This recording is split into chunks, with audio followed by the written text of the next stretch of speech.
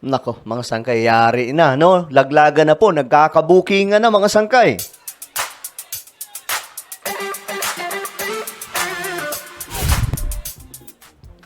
What's up guys? This is me. I'm back for another vlog today. Kamusta po kayo mga kababayan? At ito nga pag-usapan po natin ngayon mga sangkay. Itong patuloy na gumagalaw na issue patungkol po kay sa ating First Lady na si Liza Araneta Marcos na dinadawit mga sangkay sa pagpanaw ng isang mayamang negosyante, isang tycoon, no? Ito po ay si Tantoco. Ngayon kasi mga sangkay, mayroong pong nagsalita na, nagkabistuhan na at nagkalabasan na kung ano talaga yung totoo. Anyway, bago tayo magtuloy-tuloy, no, sa mga hindi pa po dyan nakakapag-subscribe, nako, i-subscribe nyo na to, mga sangkay. Dahil nga po tayo ay nakarating na sa 1.53 million subscribers. Kaya naman kung ikaw ay hindi pa po nakakapag-subscribe at gusto mong mapabilang sa dumaraming mga solid sangkay, makikita nyo po yung subscribe button sa baba ng video na to. I-click nyo lamang po yung subscribe, i-click ang bell, at i-click nyo po yung all. Sa mga nanonood po sa Facebook, i-follow nyo po yung ating Facebook page. Okay, eto na nga mga sangkay. May nagsalita na. Kasi nakaraan, eto ang ginawa ni Senator Amy Marcos. Aba, pinagpapaliwanag ang Malacanang. Ayan o, mga sangkay. In recent days, reports have circulated online and in various public untimely death of Mr. Paulo Tantoco on March 8, 2025 in Los Angeles was caused by cocaine effects. Ngayon, mga sangkay, dito, gustong pagpaliwanagin ni Amy Marcos si First Lady Liza Araneta Marcos. Kasi daw, part daw po siya ng entourage na kung saan naroon po itong mga kilalang mga pagkatao. Actually, hindi lamang po iisang tao yan. Marami po yan sila dyan, mga sangkay. Mga negosyante, mga kilalang artista, mga kilalang mga head ng mga sangkay, mga TV stations. So, ang hindi ko alam, bakit po si First Lady Liza Araneta Marcos lang ang kanilang pinupunteriya. So, mas lalo po tuloy na yan, mga sangkay, na pupunto na politika ito, mga sangkay, di ba? Kasi siya lamang po, pwede naman nila sabihin, itong artista na to, nandun din. So, kailangan pa imbestigahan yan. Di ba? Itong ganitong mataas na opisyal ng isang TV station. O, di ba, mga sangkay, walang ganun eh.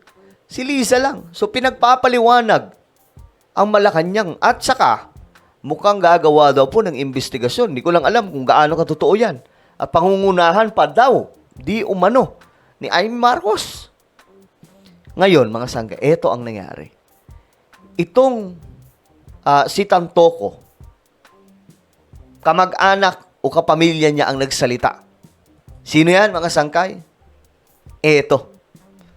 Yung nanay mismo ng pumanaw. Ayon po dito, Nena Tantoco, the First Lady, was not involved. Hindi daw po involved ang ating First Lady. Ayan, mga sangkay. Sinabi po mismo ni Nena Tantoco. Nilinaw ni Nena Tantoco na walang anumang kaugnayan si First Lady Liza Araneta Marcos sa pagpanaw ng kanyang anak na isa pong negosyante. Base ito sa screenshot ng social media post ni Nena na ibinahagi ng Pari at Caritas Philippines Executive Director na si Father Tito Kaluwag. So may nag-share pala mga sangkay ng ano ba yun? Usapan ba yun nila mga sangkay? Or what? Kasi screenshot eh. Si Kaluwag ay malapit sa pamilya Tantoco. It did not come from the First Lady, nor was she involved, sabi po ng ina ni Tantoco, mga sangkay. Kasi ngayon, pagulong-gulong po yun sa social media, di ba? Ang dami pong nagsasalita dyan, mga sangkay, na talagang dinidiin nila ang First Lady. Di ba? Kaya nga po, ang lalakas ng loob ng mga anti-Marcos ngayon na magsalita, mga sangkay. Kasi, yun po talaga yung kanilang paniniwala, ano? na sabog nga daw yung itong si First Lady, lagi, gumagamit daw mga sangkay. Pero, guys, ang tanong kasi dyan, may ebidensya ba sila? Up to now, wala naman po silang binibigay na ebidensya. Di ba? Puro lamang po hinala. Mga sangkay. Wala pong mangyayari dyan kung puro lang hinala. Parang ano lang yan eh. Parang kay PBBM, sinasabihan po nila na gumagamit daw ng pinagbabawal na pulburon. Mayroon ba silang ebidensya? Wala, mga sangkay. So, ano lang mayroon sa kanila? Ang mayroon sa kanila, mga sangkay, chismis. Intriga. Yun lang. Kasi ako, ito lang masasabi ko dyan. Kung totoo ito, ako mismo magsasalita. Kaso nga lang, nung una pa lang, mga sangkay, na ini-issue ito, ang dami na pong butas.